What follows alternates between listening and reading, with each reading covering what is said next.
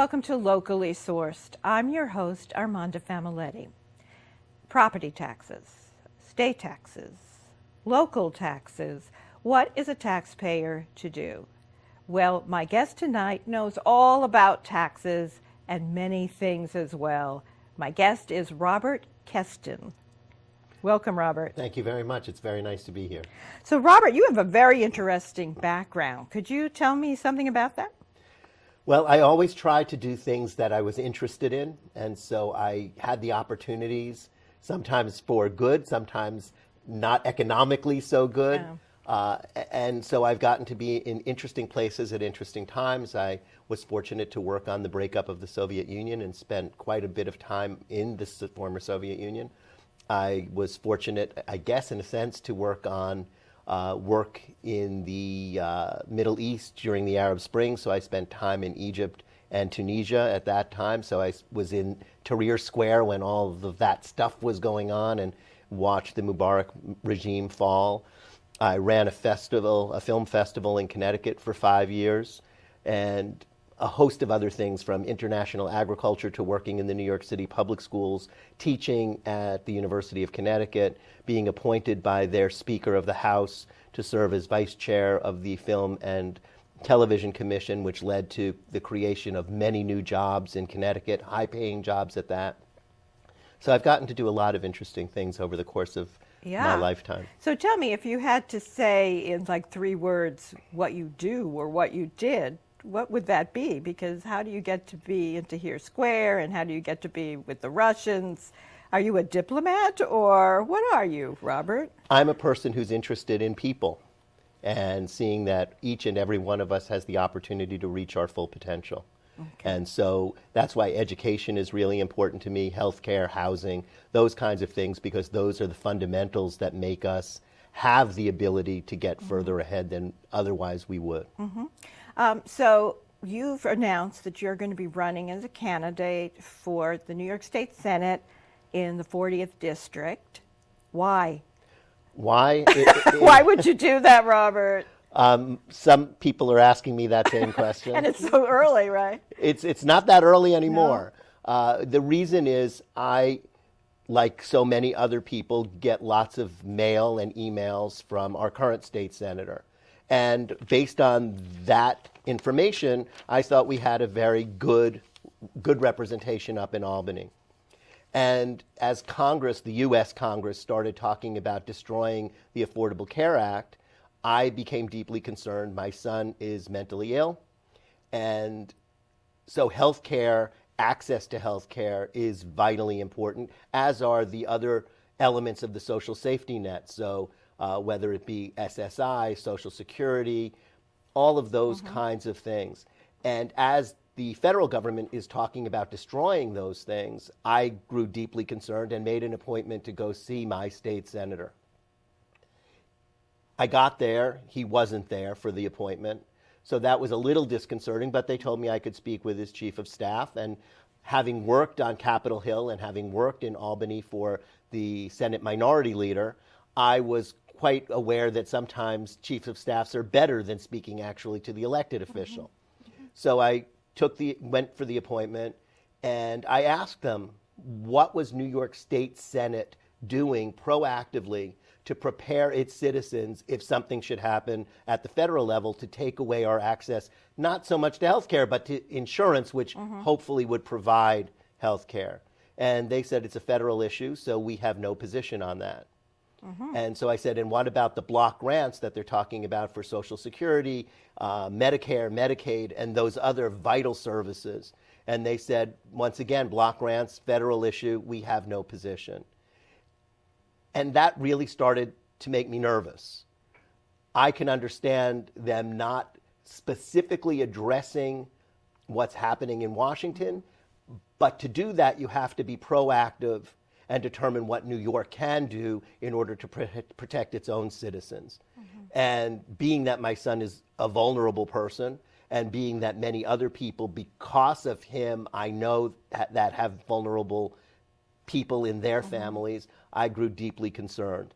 And at that point, I asked, what about the Assembly bill? 3 years in a row, the New York State Assembly has passed legislation on single-payer health care. Now, lots of people think single-payer means socialized medicine, and it does not. So I want to dispel the notion that it means government-controlled health care. Right. All it means is that these myriad of insurance companies are out of the picture, and there's one payer, which means that doctors and hospitals and healthcare facilities only need to send one bill to one person, and then they get reimbursed for services rendered.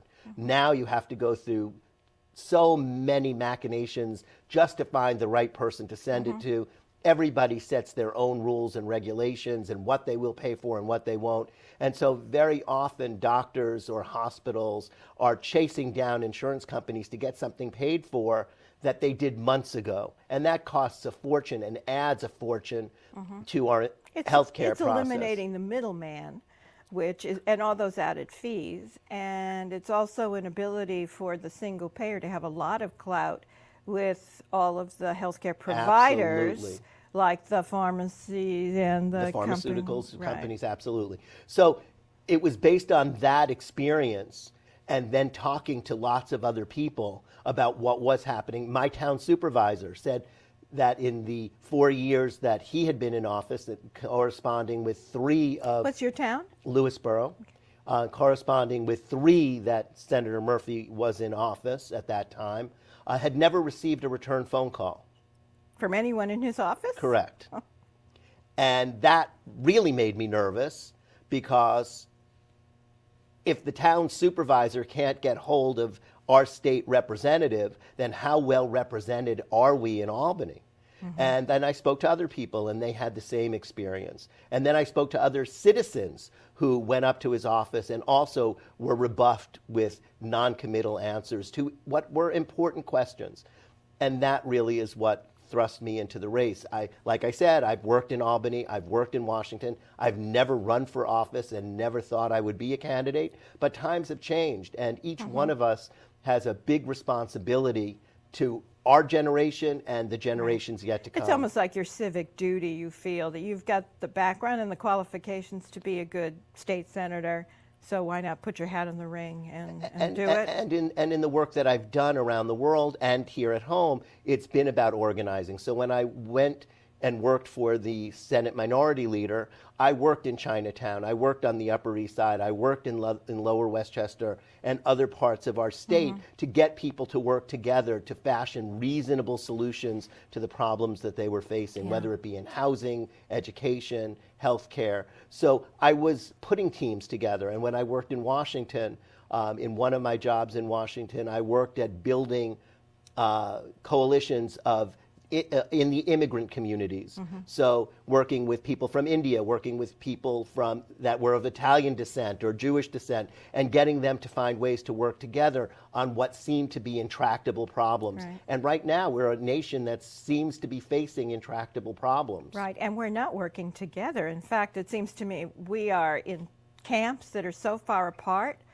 It hasn't been this bad in years, and no one seems to want to take the risk of crossing the aisle and solving problems pragmatically and practically. Instead, everyone sort of has their ideological bent, and that's the way it is. So if you're the kind of person who can bring people together, I think that would be what we need right now. And I think that a lot of that has to do with looking at the problems and looking for the solutions rather than looking at party affiliation.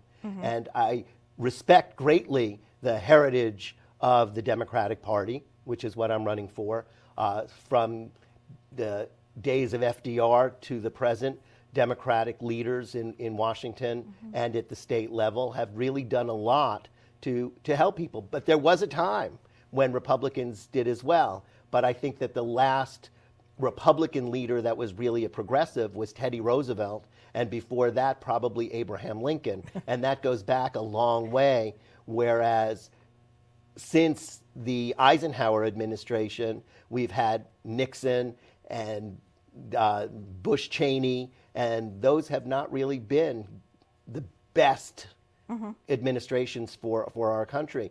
And so I think that it's imperative that we put aside our differences, certainly once elected, and find the ways to find the solutions, because otherwise we're going to continue to have the problems, and we're never, ever going to get to the foundational reasons that these problems exist. Can you just tell me what towns, counties are in the 40th Senate District?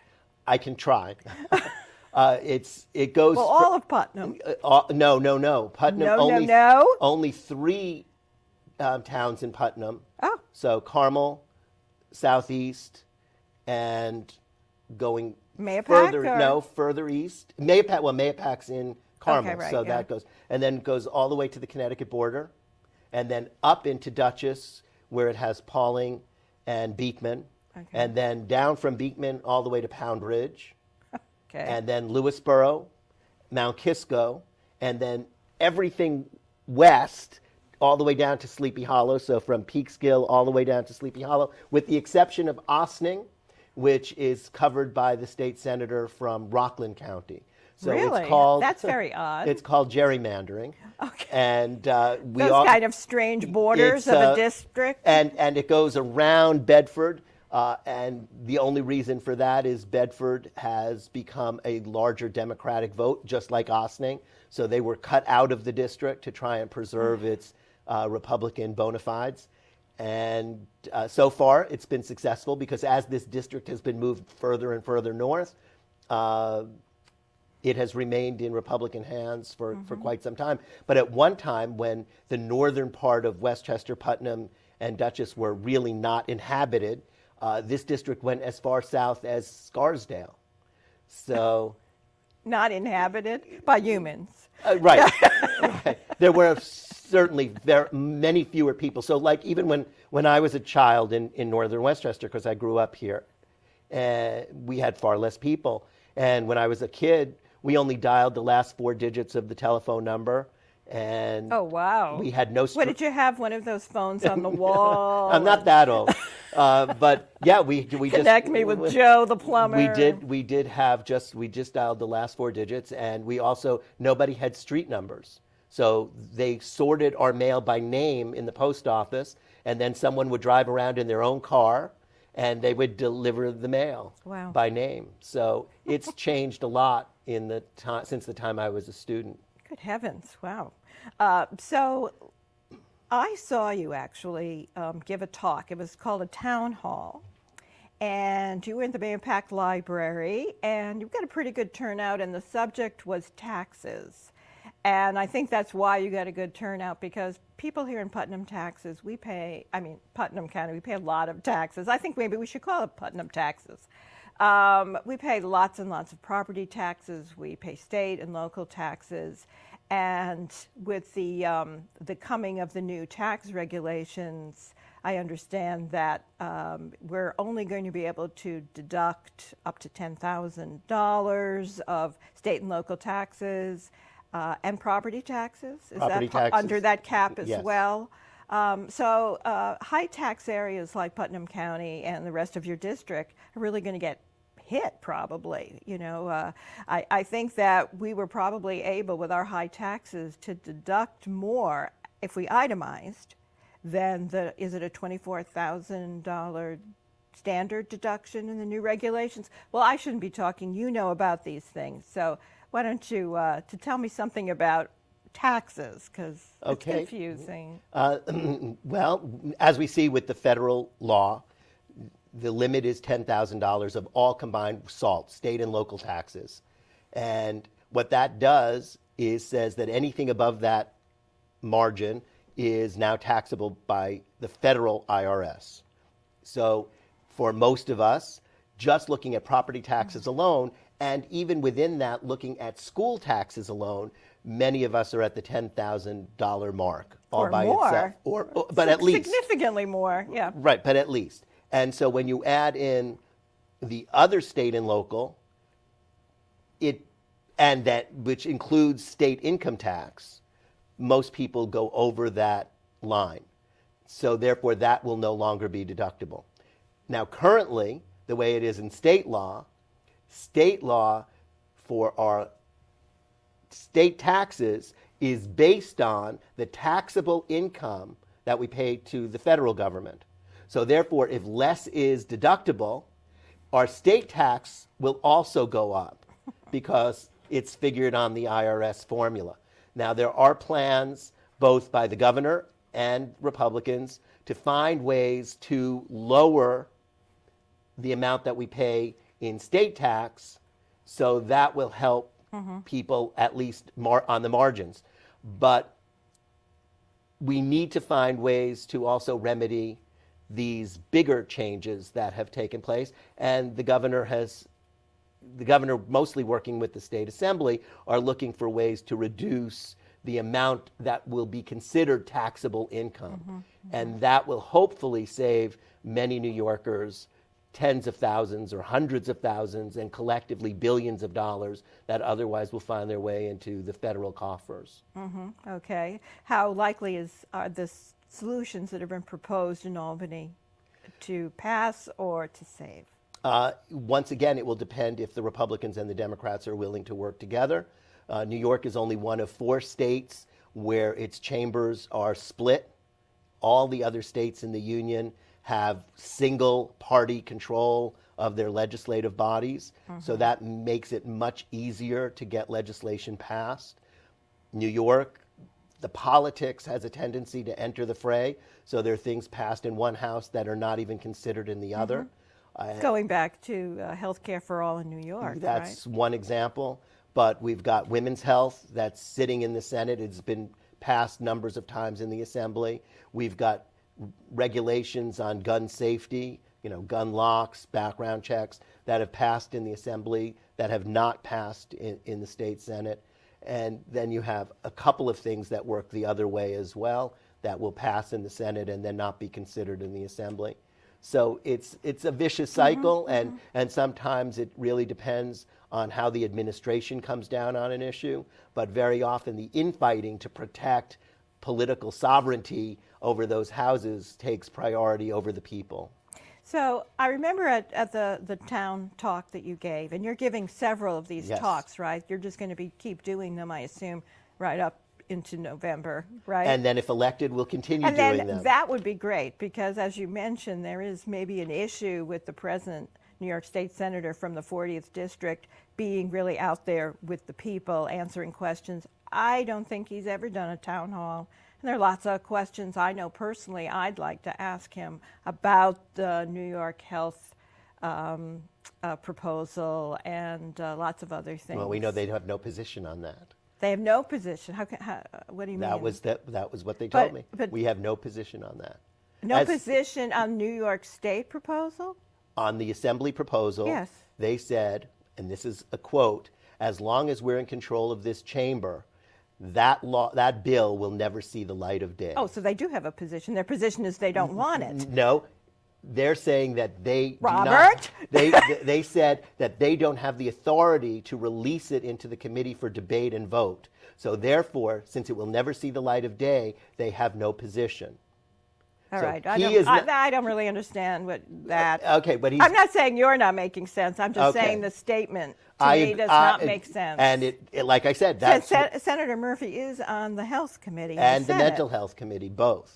But that has no position. That's what really jarred me. That's what did it, eh? That's what jarred me into saying it's just not right that someone who sits on these committees, even if he doesn't have the authority on his own to move them, he should have an opinion. And not only an opinion, but he should be out there calling for public hearings and getting public input on these vitally important, life-saving proposals. I mean, this isn't something that we can play politics with, and it is not People's something... lives are at stake. Absolutely. And we have to remember that even with the Affordable Care Act, that was only giving us access to insurance. Right. That's not access to health care. And as long as insurance companies are involved in that process, the more they can say no to you, the better their bonus is at the end of the year. Really? Absolutely, because like any corporation... Is that why they say no so often? That is a big reason that they say no, because they're about the bottom line. There's a thing called FIRE, which is finance, insurance, and real estate. And those are the major areas for people to invest in to see profits. So if you're an investor, which is good to be because we live in a capitalist world, and that's a good thing. Those are three industries that are primarily controlled by investors. And insurance is right there with finance and real estate as investments. And so they're looking for returns for their investors. And if they shell out money for your health care, they're not being responsible to their primary objective, which is to return investment to their investors. So the more they say no, the better their bottom line is, the better their bonus is at the end of the year. And that's why people in finance and insurance and in real estate buy big apartments in Manhattan at the end of the year when they get those bonuses and get those fancy sports cars, because they've said no. Okay, thank you. Let me ask you this question, because going back to taxes, unfunded mandates. You talked a little about that. Actually, you talked a lot about how little control actually our local and state governments have in terms of, the budget's already sort of pledged. So much of the budget is already encumbered. How much wiggle room they have to actually, try to pull back taxes or whatever. You can talk a little bit about that? Sure.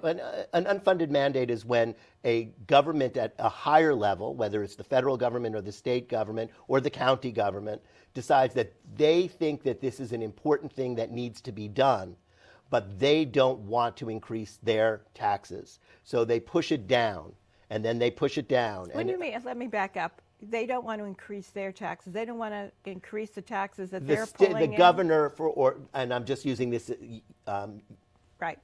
as a generalization, says, okay, seatbelts in school buses, that's really important. So we're not going to raise New York State taxes. We're going to tell the counties that all the buses in their county have to have seatbelts. Okay. And the county says, I'm not going to increase county taxes in order to make sure all these belts are done. We're going to put that on the towns. And the town says, well, I'm not going to do it, so the villages and the cities have to do it. So that would be how an unfunded mandate happens. I see. Somebody has to pay for it because now it's a law. It's a great idea, but I don't want to pay for it. I'm not going to pay for it. And then the buck stops. It can't be pushed down any further than the village or the hamlet. Right. And in this case, it would be the school districts, which are the biggest bulk of our property tax goes to schools. Okay. So what can we do about that, Robert? Is there anything we can do? Well, the first thing is, and I think the most important thing is that people have to understand what these things are. Who should be paying for seatbelts on school buses? Or who should be paying for X, Y, and Z things that have to happen? And as you'll see, if you look at these unfunded mandates, many of them are important things that we can all agree on. Some things should be paid locally, and that makes sense. Other things should be paid at the county level, other things at the state level, and possibly other things at the federal level. But the only way for us to get a handle on it is for the public to be better informed and better educated. And that's what you're doing with your town halls. Right, and that's what I'm trying to do. Let me interrupt you because we're actually running out of time, so I want to make sure that we get a slide up that has your upcoming town halls. Thank you. So that'll be up in a minute, I'm sure.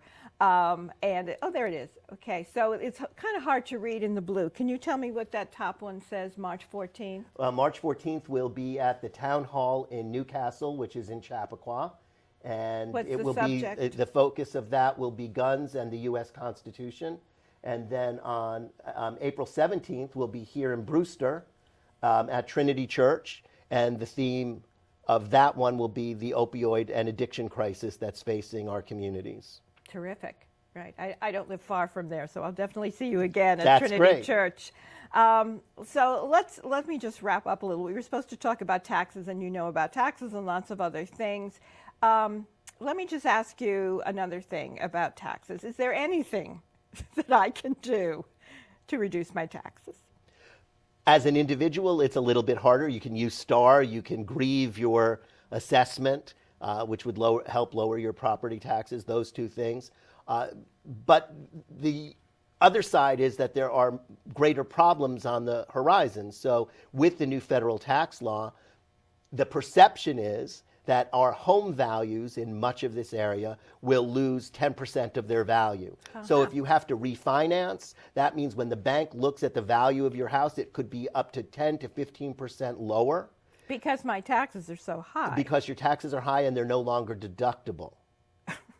So there are lots of things that have to be figured out. And individually, it will be very hard for us to reduce taxes. Yes, you can go to an expert on finance and they can say move money over here and move money over here. Can I do anything politically? Politically, absolutely. You can vote in November and make sure that we put the right people in office that won't just talk about reducing our taxes, but will actually do the kinds of things that are necessary. We need real investment in infrastructure because infrastructure drives business. And when there are functioning, happy businesses working, that can help lower the property taxes on individuals' responsibilities. So we have to get that healthy mix, and most of our communities don't. We also have to look at what economic development looks like in the age of online retail, because many of our communities have dark stores now. And they're only going to get darker. Right? And they may get darker. We have to really re-educate people on buying local so that stores and other local businesses can survive and prosper, so that that tax base changes the relationship and the ratio between what we as individual homeowners or property owners pay and where the shared services come in for businesses. And a business isn't going to have kids in school, so that helps reduce the costs they're paying, but they're not utilizing those same services. So as we do certain things, we increase the need for services. As we do other things, we reduce the need for certain services, and that helps with our tax load. Well, when everyone moves away because they can't afford to live here anymore, right, then that'll solve the problem. It right, won't Robert? solve the problem because then you're going to have... So we have no tax base. Exactly, because they're not going to be able to sell those houses. A ghost town. That's right. And we've seen Okay. that happen. Oh, okay, Robert. Well, you're full of good news, but the really good news is that you are throwing your hat in the ring and you're giving voters another choice. I think that's terrific, and it sounds Thank like you. you're highly qualified for whatever you want to do, and I really appreciate that you came on the show. Thank you so I much. hope you come again, because I'd like to talk more about the New York health care proposal, because actually that would really be a saver for people in New York if that can get passed, right? If it gets passed, we should see almost on day one 25% or more reduction in property taxes, because the bulk of property taxes actually goes to health care for current and retired workers in schools, in towns, in counties. And businesses get a huge bump because they're not... Potentially, yes. Yeah, because they're right now that's a huge problem for It's- them as well, absolutely. healthcare, And to it cover put- their employees. Right, and it puts American business at a disadvantage because all our major competitors in the industrialized Western world have some kind of universal health care. Robert, I want to thank you for coming. We are all out of time. And of course, I want to thank our wonderful volunteer crew who always comes out. And yay, thanks volunteer crew and everybody in the control room. So thank you, and thanks for watching. And until next time.